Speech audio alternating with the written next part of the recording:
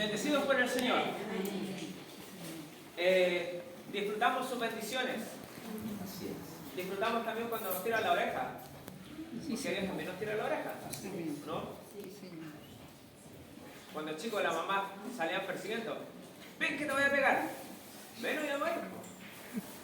Pero el Señor cuando aprieta, lo hace con amor, lo hace... ¿No se escucha? Se apagó la pila. Ahí sí. Gracias hermano José nuevamente. El Señor siempre lo hace porque le importa nuestro corazón. Vamos a orar. Por mientras. Viene en camino. Viene. Vamos a orar, hermanos amados, porque tengo 41 puntos acerca de lo que voy a hablar. Así que vamos a tomarnos harto tiempo y vamos a usar harto la escritura. ¿Cuántos trajeron su Biblia? Amén. Bien, cibernética, de papel, no importa, pero lo importante es que la traigan. Ahí viene la tía, viene corriendo. Ahora sí. Sí. Gracias. Ahora sí. ¿No? Es que estoy muteado. Ahí sí. Gracias, Nata. A lo mejor lo eran las pilas. Las notas.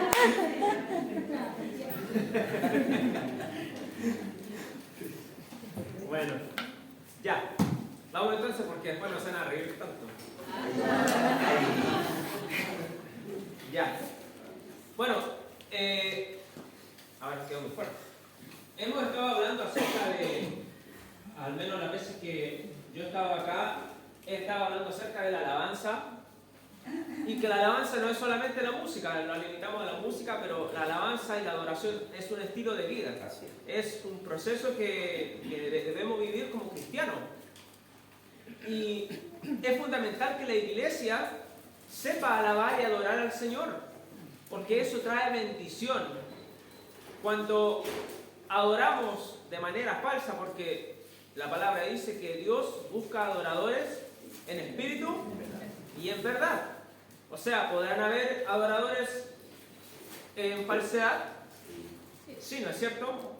A veces se hace de manera consciente y a veces se hace mal también de manera inconsciente. Creemos que lo estamos haciendo bien, pero lo estamos haciendo mal. Entonces es fundamental, hermanos, que la iglesia del Señor aprenda y practique la verdadera alabanza y adoración a Dios, porque todo cristiano en esencia ha sido llamado a ser un adorador. No todos los cristianos han sido llamados, por ejemplo, a la música. No todos los cristianos han sido llamados a la predicación, no sé, en los púlpitos. No todos los cristianos han sido llamados a lo mejor a visitar. Pero sí, todos los cristianos han sido llamados a ser verdaderos adoradores. Porque tales adoradores busca el Padre que le adore. ¿No es cierto? Amén. Ahora, para hacer un mini resumen, primero vimos que la palabra de Dios nos enseña y nos guía a adorar a Cristo, a alabar a Dios. En segundo lugar, dijimos que el Espíritu Santo nos ayuda y también nos guía a alabar a Dios en todas las situaciones de nuestra vida, sean buenas, sean malas, sean tristes, sean alegres. Después hablamos de que debíamos tener la capacidad de dar una alabanza de calidad al Señor, y eso lo dividimos en dos partes, parte 1 y parte 2. Y en la última parte hablamos de que debíamos ser llenos del Espíritu, preferir y desear ser llenos del Espíritu Santo, en oración, en lectura de la palabra, en intimidad con el Señor. Y también hablamos de que debíamos ser transformados por el Espíritu. ¿Se acuerdan de la transformación de la mariposa, la metamorfosis, el águila? No sé si se acuerdan de eso. Y dijimos que eso también nos iba a costar, que la carne se iba a resistir, que íbamos a tener que tomar decisiones, a veces dolorosas, pero si Dios nos pedía que las tomáramos, las teníamos que tomar. Porque si queríamos dar, o si queremos dar una alabanza de calidad a Dios, nuestra vida debe estar acorde con lo que decimos. ¿Ok? ¿Estamos hasta ahí entonces? Sí. Hoy, hermanos, entramos al meollo del asunto. Entramos al corazón de todo, a la adoración propiamente tal. Algunos dicen que la adoración es la fase más elevada de la alabanza, pero con el versículo que vamos a leer el día de hoy voy a tratar de explicar de una manera súper sencilla y súper entendible lo que significa realmente la adoración de que todo cristiano debe practicar. Así que vamos a la palabra en este versículo que todos conocen y que tanto hemos leído en Juan, capítulo 4, versículo 23 y 24.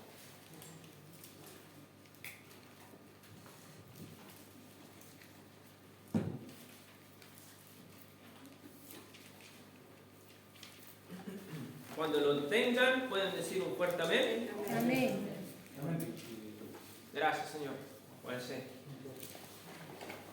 Lo leemos entonces en el nombre del Padre, del Hijo y del Espíritu Santo. Juan capítulo 4, versos 23 y 24. Dice lo siguiente. ¿Está ahí? ¿No está? Dice: mas la hora viene, y ahora es, cuando los verdaderos adoradores adorarán al Padre en espíritu y en verdad. Porque también el Padre, tales adoradores, busca que le adoren. Dios es espíritu, y los que le adoran en espíritu y en verdad es necesario que le adoren. Es increíble como si hay algo que Dios anda buscando, es un verdadero adorador. Dios anda buscando verdaderos adoradores. Y como lo dije en un principio, esto no se encasilla en la música. No es algo propiamente musical. La música simplemente es un medio para adorar al Señor. Pero lo que la palabra nos enseña, lo que la Escritura nos enseña, es que la adoración va mucho más allá, pero mucho más allá que la música. Y como lo dije en un principio, este versículo siempre se ha utilizado para hablar acerca de la adoración. Pero hoy, hermanos, vamos a entenderlo de una manera práctica para que lo podamos tener en cuenta. Y yo quiero que se memoricen estas palabras. Pensaba que está la pizarra, pero ahí estuvo mal. Pensé que iba a estar la pizarra, pero no está la pizarra. Pero no importa. Yo quiero que se memoricen estas tres palabras: religión vacía, cultura mundana y mandato de Dios. Religión vacía, cultura mundana y mandato de Dios. Por eso vamos a viajar en el tiempo. ¿A qué le gusta viajar en el tiempo? No sé si... Nadie viaja en el tiempo, está bien. Pero hoy día vamos a viajar en el tiempo y nos vamos a colocar en la posición de la mujer samaritana. Hoy día vamos a salir, vamos a usar nuestra imaginación, y en vez de que la mujer samaritana está en el pozo con la vasija y Jesús sentado ahí, nosotros vamos a ir caminando hacia Jesús. Ya hoy día no es la mujer samaritana, es usted. Usted que va con una vasija y va a sacar agua del pozo. Y está Jesús ahí. ¿Puede hacer eso, no es cierto? Sencillo. Y vamos a ir a Juan, en el verso 7, vamos a retroceder un poquitito porque leímos los versículos 23 y 24. Ahora vamos a retroceder al verso 7, que dice lo siguiente: vino una una mujer de Samaria a sacar agua. Ahora, ¿se acuerdan en nuestros discipulados? ¿Qué pasaba con los samaritanos y los judíos? No se podían ver. Se odiaban entre sí. Más que nada los judíos odiaban más a los samaritanos. Porque los samaritanos eran judíos, pero estaban mezclados. Por eso los judíos que eran, entre comillas, raza pura, que venían del sur, si nosotros hacemos una retrospectiva, cuando murió Salomón, el reino se dividió, ¿no es cierto? ¿Sí? ¿Lo tienen? El reino se dividió. Reino del norte y reino del sur. El reino del sur estaba compuesta por dos tribus, y la principal era la tribu de Judá. Recuerden que cuando el pastor nos enseñaba en los discipulados, ¿qué estaba en el sur de Jerusalén? Y estaba el centro religioso. ¿Ya? Estaba. Y el reino del norte estaban las otras 10 tribus. El reino del norte tuvo puros reyes malos. Entre ellos el más malo de todos, que también fue Acab, que también lo vimos en los discipulados. ¿Se acuerdan de Acab? Su esposa Jezabel. Entonces el reino del norte hizo todo lo que Dios le prohibió a Moisés cuando salieron de Egipto. Se juntaron con todos los pueblos circuncidantes, adoptaron todas las costumbres idólatras, y el reino del norte prácticamente se corrompió por completo. Pero el reino del sur guardó más el mandato de Dios. Tenemos reyes buenos, ¿se acuerdan de Josías, Josafat? Entonces, los fariseos y los escribas que tenían su centro religioso en el sur odiaban a los samaritanos porque eran una mezcla de mezclas. Y los odiaban. Y esta mujer samaritana era una persona que los judíos odiaban, que incluso le decían perritos, ¿ya? Entonces, esta mujer de Samaria iba a sacar agua. Jesús estaba ahí sentado. Ahora, recuerden, usted va a sacar agua, y Jesús le dijo, dame de beber. Pues sus discípulos habían ido a la ciudad a comprar de comer. Primero, hermanos, pregunta, ¿podemos dar algo a Jesús que Él quiera de nosotros? ¿Podemos dar algo a Jesús que Él quiera de nosotros? ¿Qué creen ustedes? ¿Qué dicen? Sí. ¿Sí? ¿Por qué, hermana Anita? Porque Él puede pedirnos lo que Él quiera si somos de su propiedad. ¿Usted dice que sí? Ay, ¿Qué dicen ustedes, hermanos?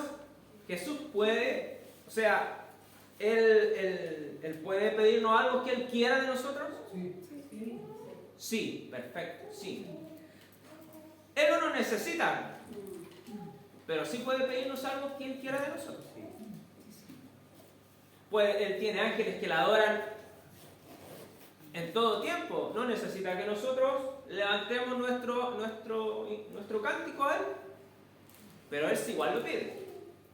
Ahora, ¿qué podemos darle a Jesús que Él quiera de nosotros? Y aquí, bueno, imagínense también que hay quien una pizarra. Primero, ¿qué podemos darle a Jesús que Él quiera de nosotros? Por ejemplo, nuestro amor, ¿o no? sí. ¿Podemos darle a Jesús nuestro amor? Él quiere eso de nosotros. Podemos darle nuestro corazón. Podemos darle nuestro servicio, nuestro tiempo, nuestras fuerzas, nuestro dinero. Podemos darle nuestra vida, ¿o no? Podemos darle nuestras decisiones. Podemos darle nuestra obediencia. Ahora, si todas estas cosas que yo dije las pudiésemos encerrar en un círculo, ¿cómo podríamos definir eso?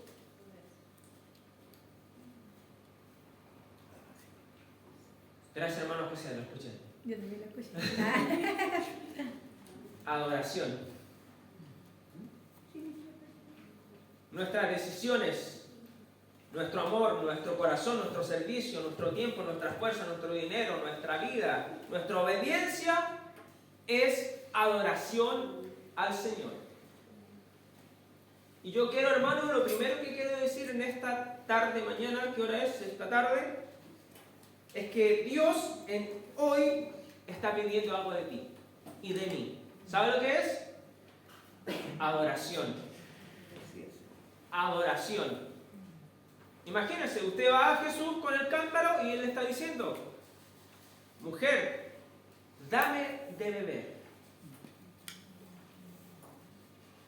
Qué tremendo, Dios pidiéndonos algo.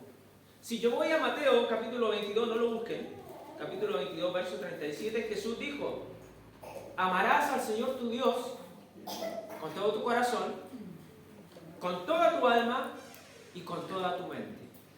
Y Deuteronomio 6:5 le agrega: y con todas tus fuerzas. ¿Qué es eso, mis hermanos? El primer y gran mandamiento. ¿Cómo lo podríamos definir? Adoración.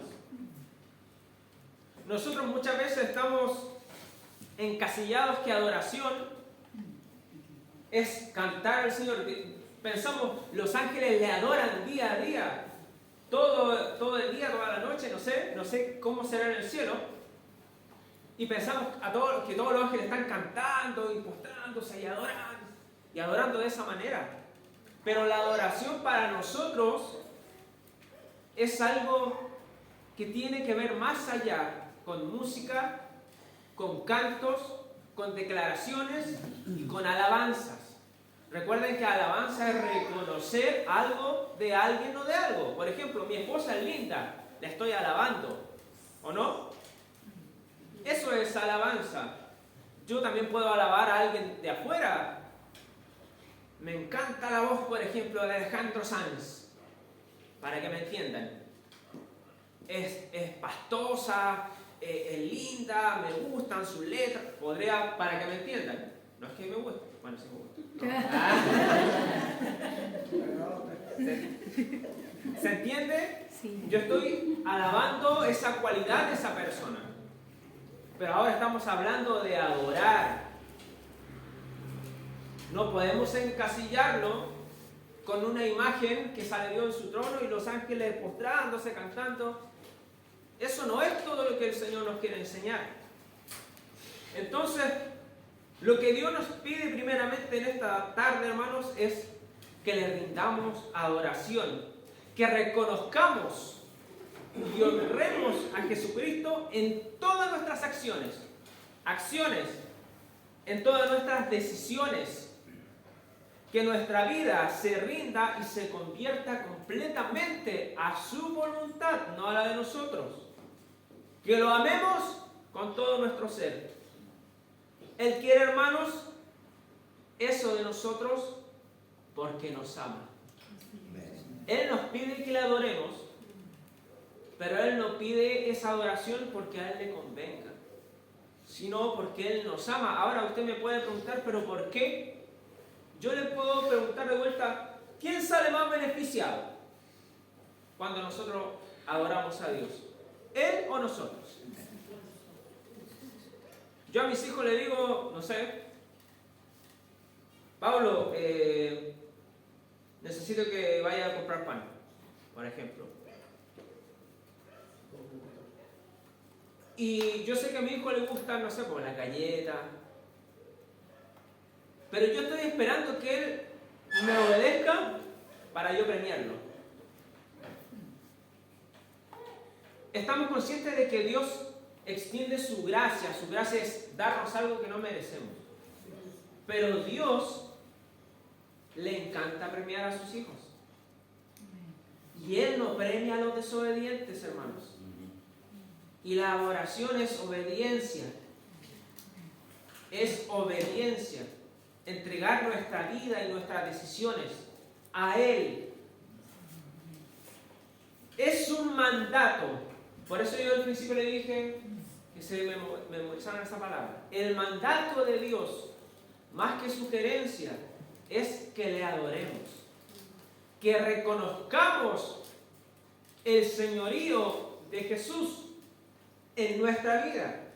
Por eso al final, hermanos míos, en Filipenses 2, cuando todos los que están en los cielos, dice, ¿no es cierto? Los que estén en los cielos, en la tierra y debajo de la tierra, se va a arrodillar ante Jesús. Y todos van a confesar que Él es el Señor.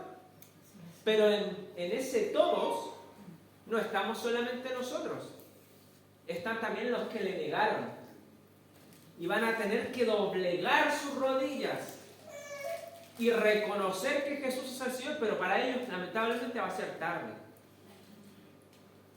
Entonces Dios quiere que le adoremos porque Él quiere bendecir nuestra vida. Es el mandato de Dios para nosotros el día de hoy. Él no nos va a obligar, pero es el deseo de Dios. ¿Cuántos desean adorarle, hermanos? Con todo su corazón, con toda su alma, con toda su mente y con todas sus fuerzas.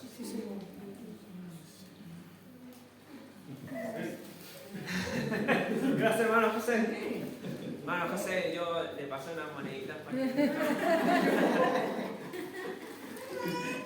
Vamos, hermano. Sigamos. La mujer samaritana le dijo: ¿cómo tú, siendo judío, me pides a mí de beber, que soy mujer samaritana? Porque judíos y samaritanos no se tratan entre sí, lo que decíamos al principio. Respondió Jesús y le dijo: si conocieras el don de Dios, o sea, si conocieras el regalo de Dios, y quién es el que te dice, dame de beber, tú le pedirías y él te daría agua viva. Ahora el concepto de agua viva que aquí se maneja, que Jesús le dice, es agua viva, es una vertiente, un manantial que corre, que no está estancado. Eso es el concepto que Jesús aquí maneja en este pasaje. Y en este punto me gustaría detenerme, porque la mujer le dice: bueno, yo vengo a buscar agua de este pozo, y tú me dices que me vas a dar agua viva, entonces yo aquí veo un pozo, pero no veo nada aquí corriendo. ¿Ya? Y quiero detenerme en este punto, porque cuando en nuestra vida, hermanos, no existe la obediencia a Dios, ni el servicio a Dios, pero más que nada cuando no existe en nosotros la comunión con Dios, nuestra vida se convierte en un pozo de agua estancada. ¿Usted ha estado en lugares donde el agua está estancada? ¿O no? Yo cuando chico jugaba en el cerro y a veces el agua estaba de colores, las que estaba estancada. Nunca vio esa agua como naranja y verde. Una vez mi hermano se cayó de cabeza y fue el día de bendición para mi vida. Esa agua es nauseabunda. Y muchas veces, hermanos míos, cuando en nuestra vida no está esa relación con el Señor, se convierte en un pozo de agua fétida. ¿Se acuerdan cuando la mujer pecadora ungió los pies de Jesús con sus cabellos y lo jugó con sus cabellos y hizo tira el alabastro con ese perfume? ¿Se acuerdan cuando yo les expliqué que la mujer después, cuando salió, pasaba por las calles y todos quedaban: ¡ay, qué rico el olor! Nuestra vida muchas veces no huele de esa manera. En el trabajo no damos un olor fragante. En el liceo, en el colegio, donde quiera que estemos, no damos un olor fragante, porque nuestra vida no tiene ninguna relación con Cristo.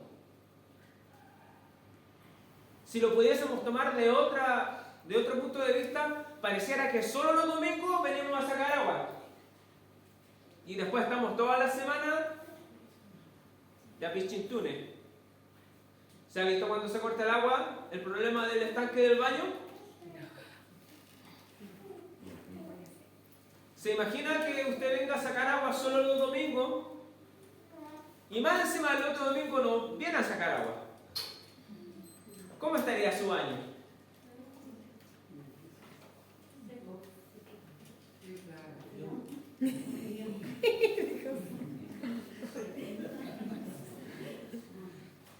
nada redondito. Con varias cositas ahí revoloteando. Entonces, olvidamos cuando Jesús dijo en Juan 7, 37 y 38, dice que Jesús se puso en pie y alzó la voz diciendo: si alguno tiene sed, venga a mí y beba. El que cree en mí, como dice la Escritura, de su interior correrán ríos de agua viva. Estamos claros que el Señor estaba hablando de la mujer samaritana y nos está hablando a nosotros ahora de una manera espiritual, porque la mujer samaritana dijo: agua viva, ¿dónde está esa vertiente? Dame de beber. Ahora la pregunta es, hermanos, ¿tenemos sed de Dios? ¿Tenemos el deseo de estar con el Señor? ¿Tenemos sed de Él, de su persona, de su voz, de su presencia? ¿Tenemos el deseo de doblegar nuestra voluntad, de doblegar nuestra carne y tener una relación real con Cristo todos los días? Estamos claros que muchas veces las cosas nos abruman. Como mi esposa aquí comentaba, hemos tenido meses difíciles, pero está ese deseo de apartarme de todo ese bullicio y tener una oración, una conversación con mi Dios.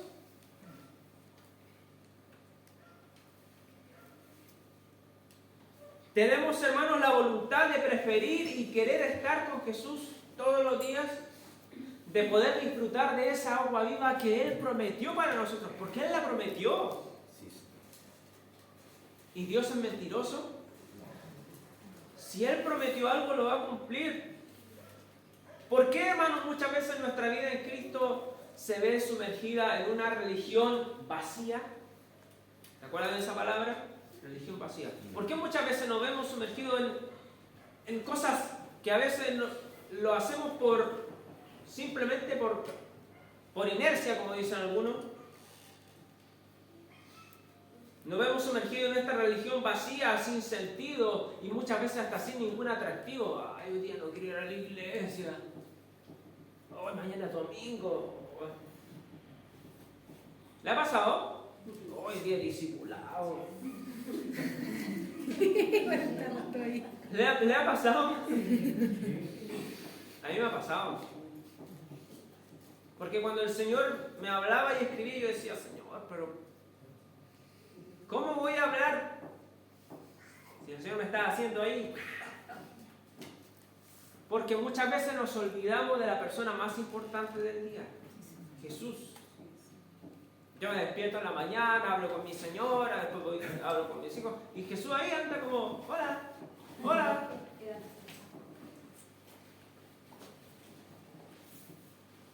David decía: Dios mío, de madrugada te buscaré. Mi alma tiene sed de ti y mi carne te anhela. Yo a veces digo, este compadre era de otro planeta, porque imagínense, ¿qué es lo que se resiste a estar con Cristo? Nuestra carne. Y David decía: mi carne te anhela. O sea, al grado que llegó, que experimentó estar con el Señor, con Dios. A veces, hermanos, decimos, a veces vamos a la iglesia solo por ir, canto porque todos cantan, ofrendo porque se no me miran feo. ¿Se acuerdan la otra vez cuando analizamos un pequeño fraseo de una canción? Ya no vivo yo, Cristo vive. ¿Se acuerdan o no? Y todos la cantamos, y a veces, y tiene ese sonido moderno. Pero ¿se acuerdan de lo que realmente quiere decir ese fraseo? Que uno le está diciendo: Señor, destrúyeme. Saca todo lo mío y pon lo tuyo. Aún lo que no me gusta, ponlo. Saca todo lo mío que me gusta. Y si no te gusta, y si no quedó perfecto, vuelve a destruirme. Y la cantamos. Pero, hermanos, ¿por qué muchas veces lo hacemos así? Porque no tenemos idea de lo que estamos haciendo. Hermano, la religión y la tradición vacía nos impiden adorar a Dios como Él quiere que lo adoremos. ¿Sabe que la religión no es mala? Hay un escrito muy conocido que dice: Jesús no es religión, es vida. La religión simplemente son las normas que nos rigen. Porque si nosotros no tuviésemos normas en la iglesia, ¿cómo funcionaríamos? Pero esas normas se hacen vacías, esos ritos se hacen vacíos cuando la persona principal no está en nuestra vida. Es como hacer un cumpleaños y no invitar al cumpleañero. ¿Tiene sentido eso? Asimismo, la religión es vacía cuando el principal personaje no está en medio. Dios, hermanos, quiere que lo adoremos. No nos conformemos ni acostumbremos a que nuestra vida sea como un agua estancada en un pozo. Vamos a seguir en el verso 12. Más o menos se van dando cuenta que esa adoración tiene algo que ver con la música solamente. En el verso 12, la mujer dice lo siguiente: ¿acaso eres tú mayor que nuestro padre Jacob, que nos dio este pozo, del cual bebieron él, sus hijos y sus ganados? Respondió Jesús y le dijo: cualquiera que bebiere de esta agua volverá a tener sed a cada rato, mas el que bebiere del agua que yo le daré no tendrá sed jamás. Insisto, Jesús está hablando aquí espiritualmente, no está hablando físicamente, sino que el agua que yo le daré será en él una fuente de agua que salte para vida eterna. ¿Se acuerda lo que Jesús dijo anteriormente? El que cree en mí, como dice la Escritura, de su interior correrán ríos de agua viva. Aquí también se lo dijo a la mujer samaritana.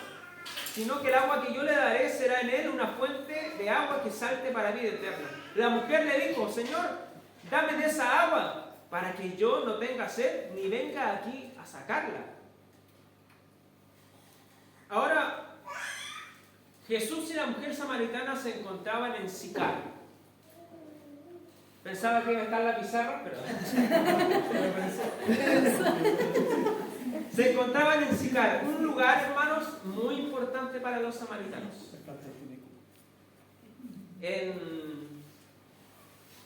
En hermenéutica, que es una materia para la interpretación de las Escrituras, hay unos famosos puentes que se llaman para interpretar los pasajes. Y entre esos puentes está la geografía. Y uno dice: pero ¿cómo la geografía me va a ayudar para interpretar un pasaje bíblico? Para saber lo que quiere decir. Bueno, hoy día vamos a ocupar la geografía. Porque ellos se encontraban en Sicar, que era un lugar importantísimo para los samaritanos. De hecho, así como Jerusalén era el centro religioso de los judíos conservadores, ¿no es cierto? Sicar era el centro religioso de los samaritanos. ¿Por qué? Porque habían pasado cosas súper importantes. Primero, en Génesis 12, 6, 7, después ustedes lo buscan, Abraham había llegado a Mesopotamia, Mesopotamia, y Dios se le había aparecido. Cuando Abraham salió de su tierra, ¿no es cierto?, de su parentela, llegó a Sicar, que en ese tiempo se llamaba Siquem. Llegó y Dios se le apareció y le habló, y Abraham hizo un altar, un hito en Sicar. Abraham hizo un altar para Dios. Después, cuando Jacob se reconcilió con Esaú, ¿se acuerdan? Que Jacob le robó la primogenitura, estuvo con Labán, trabajó 7 años por Rebeca, lo engañaron, después otros así. Después huyó de Labán, de su suegro,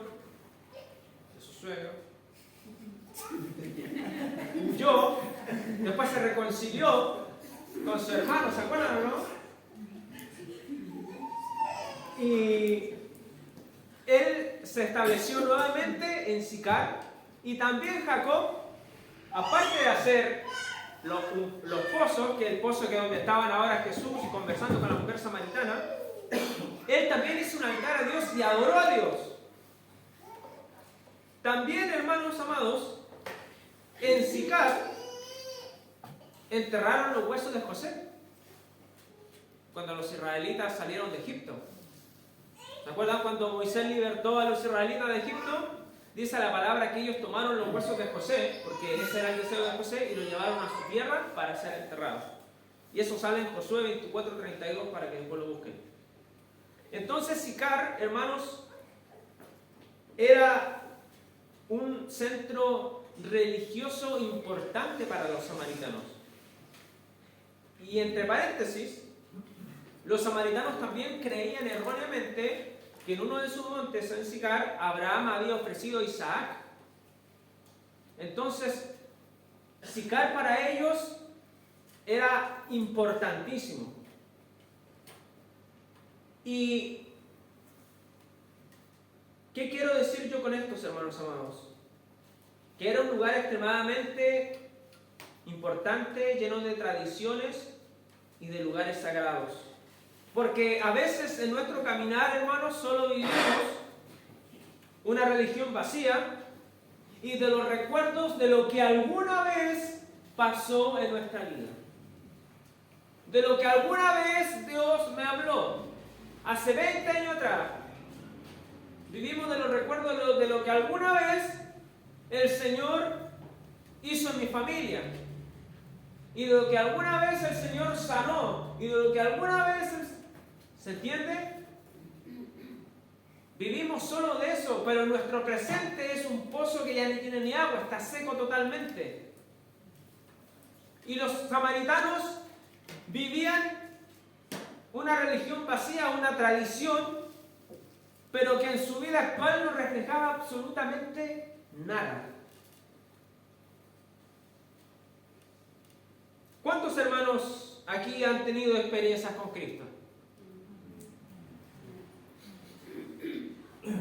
¿Hace cuánto fueron? ¿Cuándo fue la última vez que Dios le habló fuerte a su vida? ¿Cuándo fue la última vez que tuvo una experiencia en que ni siquiera se podía parar con el Señor? ¿Cuándo fue la última vez que el Señor habló directamente a su corazón o escuchó su voz audible? ¿Cuándo fue? A veces, hermanos, vivimos del pasado.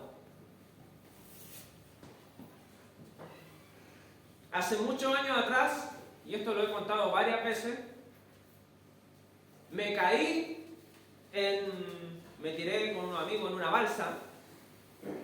Uno cuando es joven siempre es, entre comillas, loco. Y chocamos con un pilar de un puente en Salamanca. Ese año el río llevaba mucha agua. Y me tiré y chocamos con el pilar del puente y me caí al agua sin saber nadar.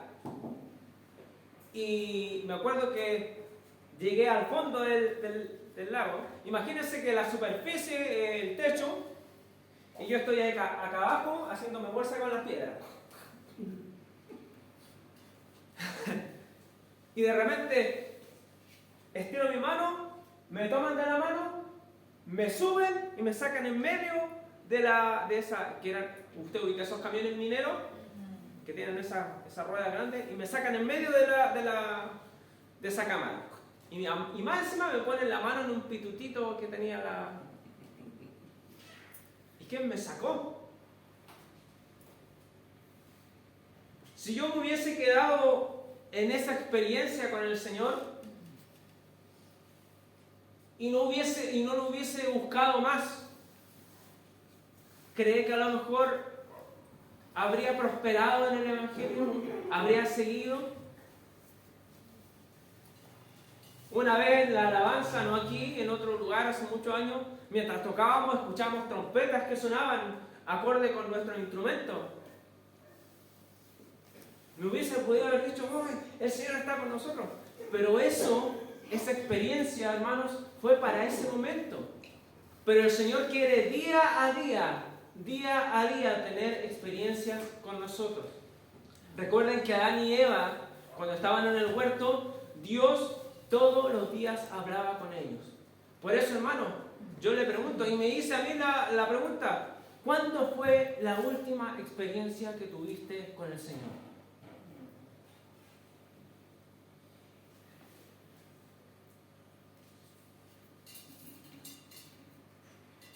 Vamos al versículo 16 para que vamos avanzando.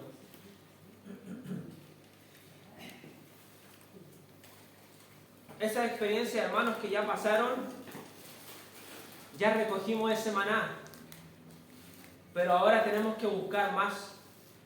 No podemos acumularlo, hermanos míos, porque si no, se nos va a pudrir como un agua estancada. En el versículo 16 dice, Jesús le dijo, ve, le dijo a la mujer samaritana, ve, llama a tu marido y ven aquí. Uy, la mujer samaritana tiritó. Respondió la mujer y dijo, no tengo marido. Tratando de encubrir. Y Jesús le dijo, bien has dicho, no tengo marido. Porque 5 maridos has tenido. Y el que ahora que tienes no es tu marido. Esto has dicho con verdad. Le dijo a la mujer, Señor, yo creo que quedó así como, yo creo que tú eres profeta. Y aquí también me voy a detener y voy a entrar en un terreno que también mientras escribía yo decía, Señor, ayúdame a ser mejor cada día. Ayúdame a no fallarte porque nos cuesta a todos. La mujer samaritana vivía una vida desordenada, hermanos amados. Cuando Jesús denunció su condición, ella comenzó a ponerse nerviosa. Comenzó a ponerse incómoda. ¿Se ha fijado cuando Jesús no habla en la predicación y comenzamos ahí como a movernos en la silla? Nos comenzamos también a poner nerviosos, incómodos. Incluso a veces pensamos, el predicador me está hablando a mí, después voy a hablar con él.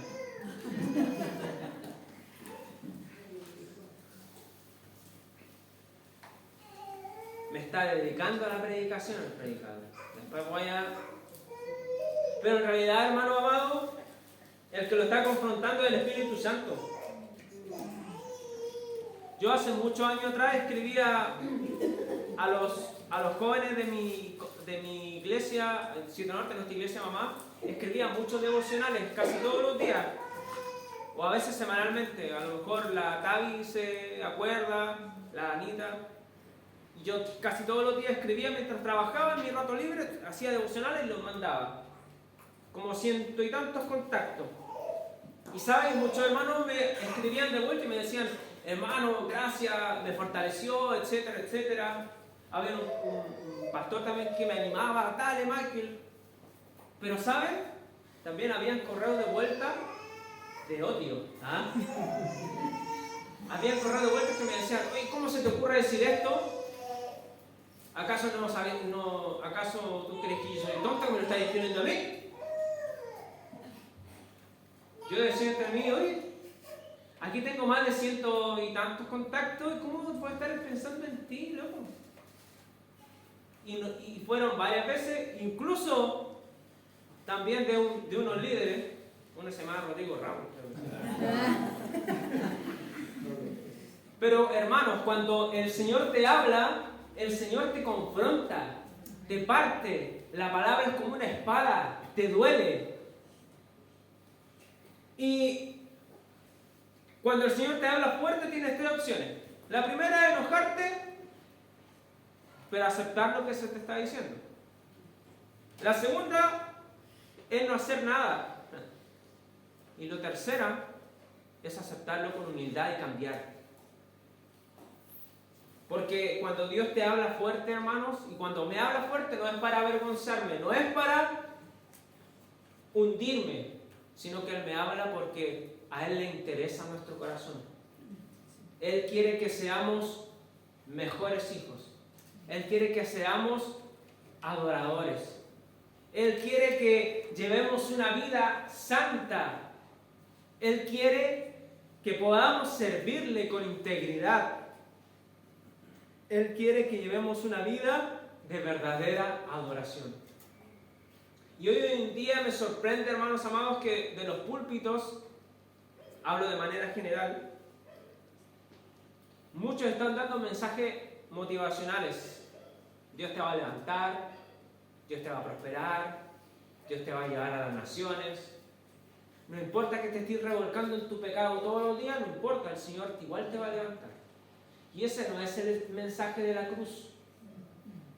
Cantábamos hace rato, yo siempre amaré esa cruz. Pero saben, hermanos, la cruz es afrenta. La cruz es sacrificio.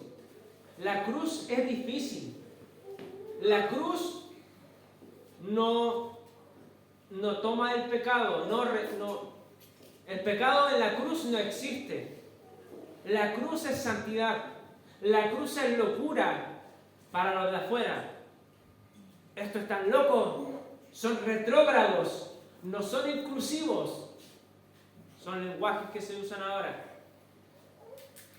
¿O no?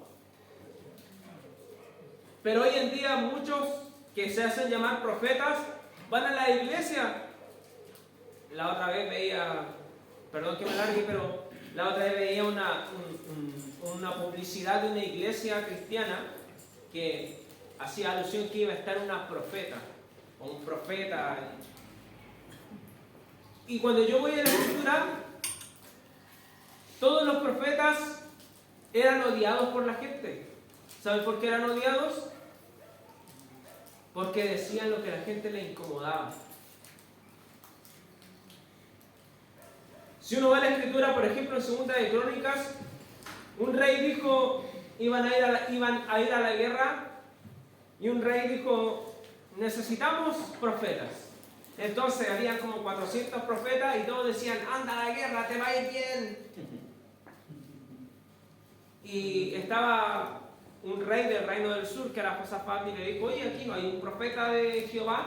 Sí, hay uno, pero me cae mal, porque nunca me dice nada bueno.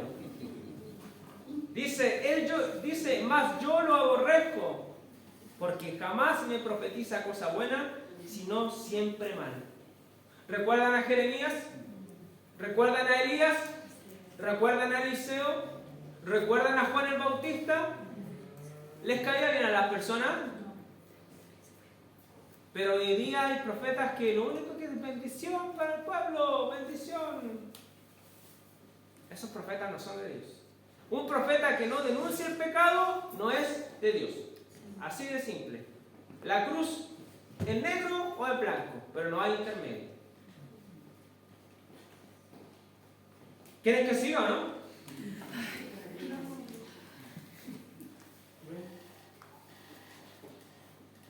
¿Se acuerdan cuando mataron a Esteban? Dicen que los judíos se taparon los oídos. Porque Esteban le estaba diciendo, ustedes han invalidado la ley, ustedes mataron a Jesucristo, un hombre inocente, ustedes matan a los profetas, ustedes. Dicen que los judíos se taparon los oídos, lo agarraron, lo llevaron fuera de la ciudad y lo mataron. Nuestro primer mártir, Esteban. ¿Por qué, hermanos, muchas veces nos tapamos los oídos cuando Dios nos habla?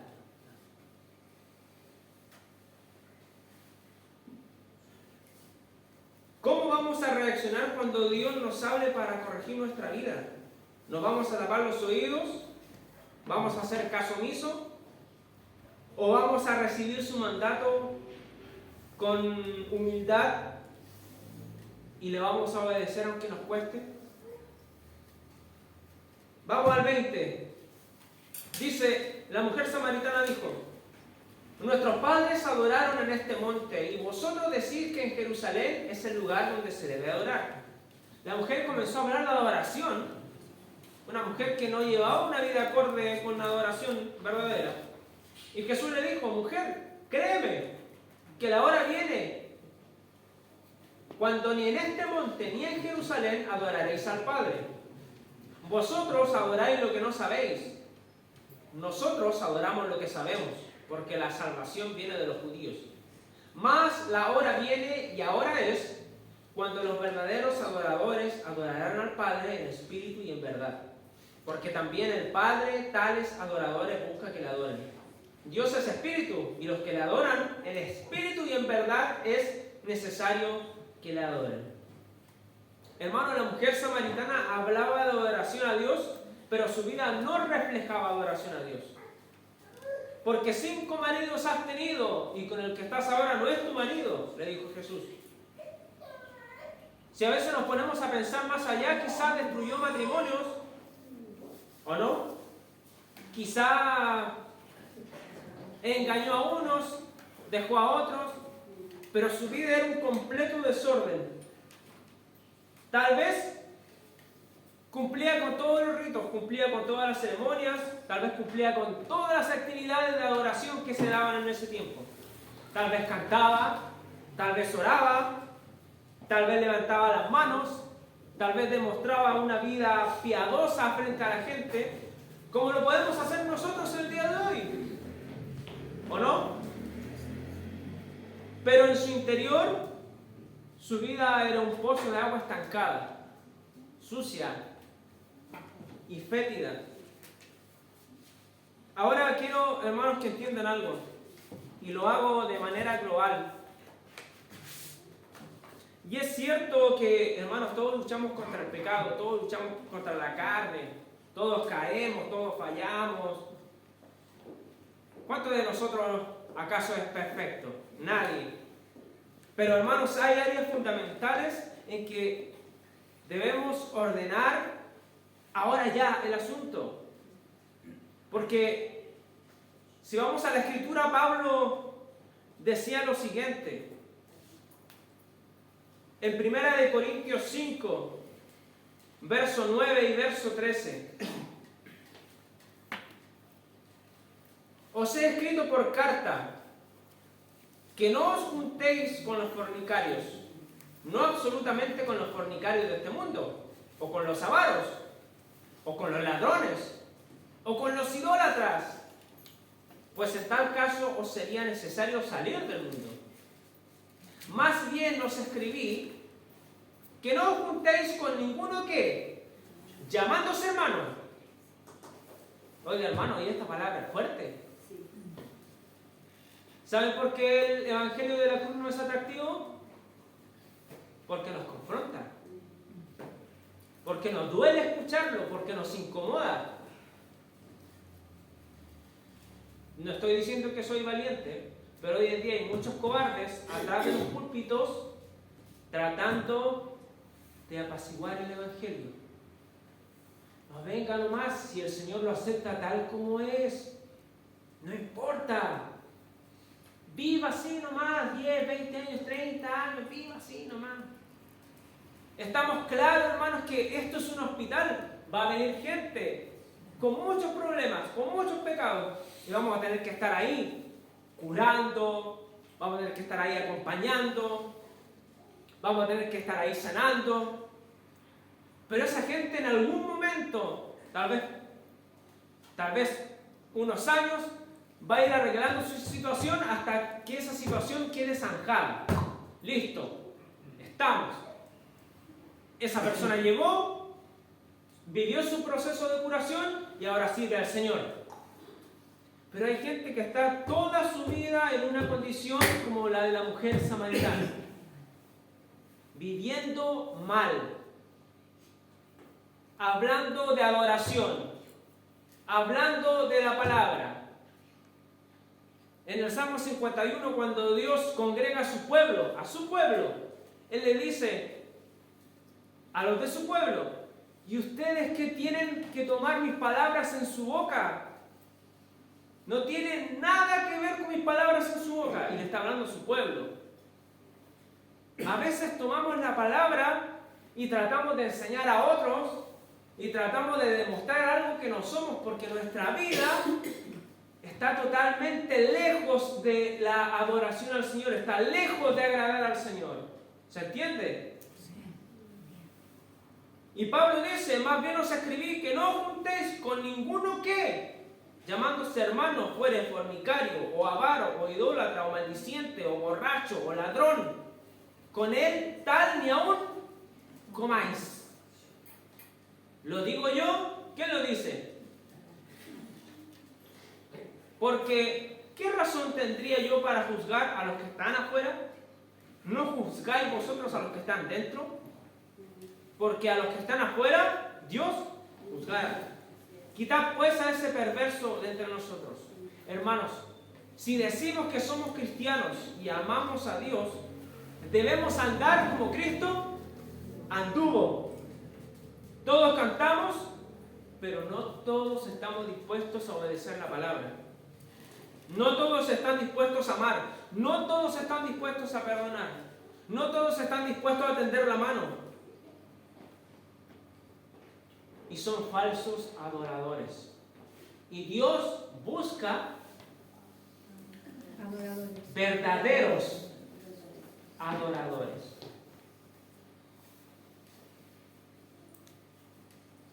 Hermanos, para adorar verdaderamente a Dios debemos ordenar nuestra vida, obedeciendo la palabra de Dios. ¿Qué es lo que tenemos que ordenar, hermanos míos? Y como le dije en un principio, todos caemos y todos luchamos. Pero es diferente a revolcarse todos los días en lo mismo. ¿O no? Eso quiere decir que nuestra naturaleza no ha cambiado, no hemos nacido de nuevo. Hay gente en otros países que tiene cerditos como mascotas. ¿Ha visto eso? Y los baña, y los perfuma. ¿Qué pasa si lo dejan suelto al cerdito? Se va a ir a revolcar, porque su naturaleza es así. Pero nuestra naturaleza dice que ha cambiado o que va en un proceso. Está cambiando. De eso se trata, nacer de nuevo. Porque la obediencia, hermanos amados, es mejor que los sacrificios. Si vamos a decir, si yo voy a decir que soy cristiano y llevo una vida desordenada, si engaño a mi esposa por aquí, por allá, por ejemplo, ¿de qué me sirve venir a la iglesia? ¿De qué me sirve estar aquí tocando un instrumento? ¿De qué me sirve estar aquí detrás del micrófono? ¿De qué me sirve estar ahí sentado escuchando, venir a los discipulados, participar en todas las actividades? ¿De qué me sirve?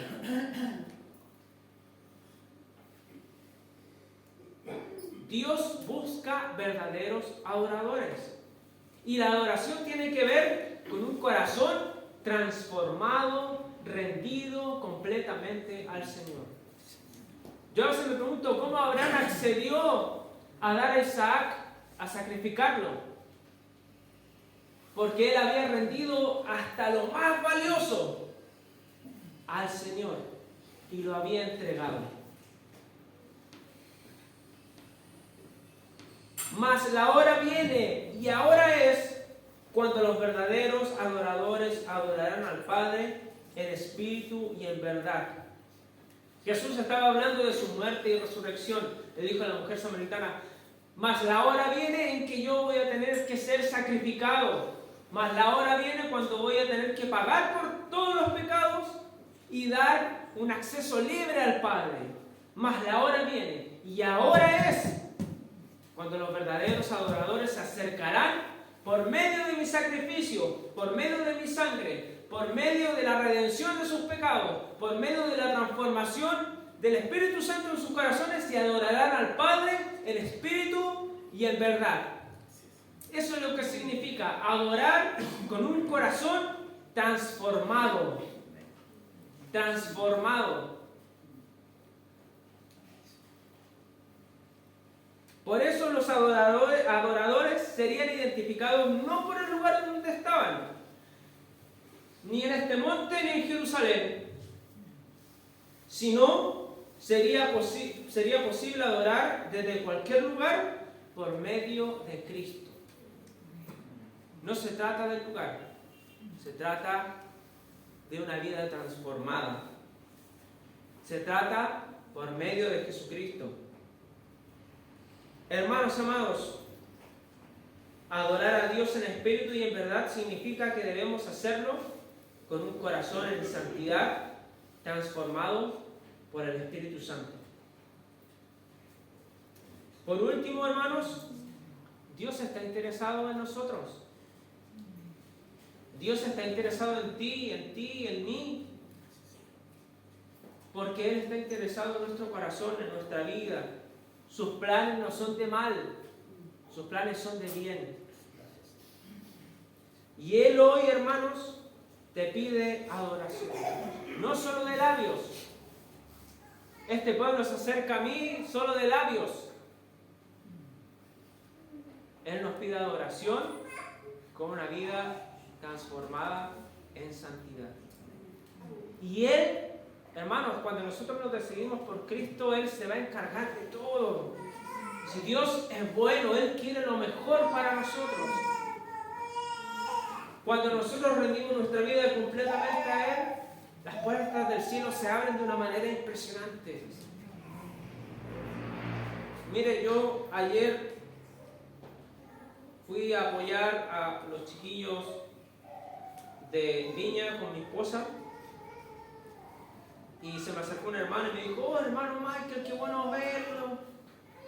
Yo le dije: sí, tiene que apoyar a los chiquillos en su retiro que tienen.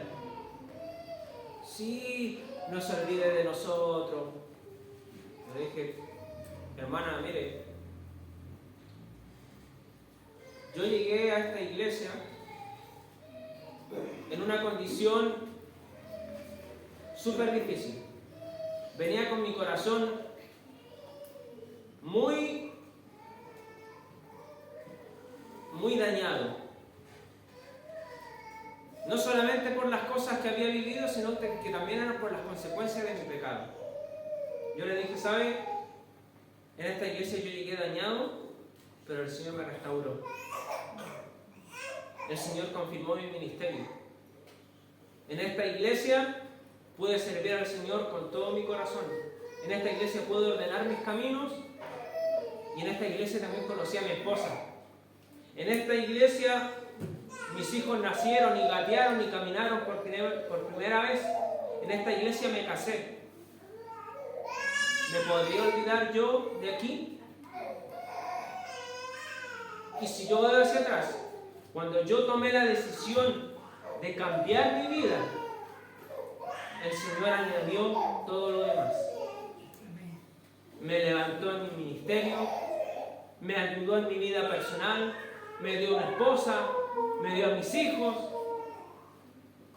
Si yo tal vez no hubiese tomado esa decisión de tomar la posta, de decir: sí, Señor, quiero, acepto tu llamado, quizás yo ya no estaría acá. Y los que me conocen y conocen mi vida personal, y yo también muchas veces lo he dicho, quizás hasta estaría en la cárcel o estaría muerto. Entonces, hermanos, el Señor está interesado en nuestro corazón. Él quiere y busca verdaderos adoradores, que le adoren en espíritu y en verdad. Cierre sus ojos.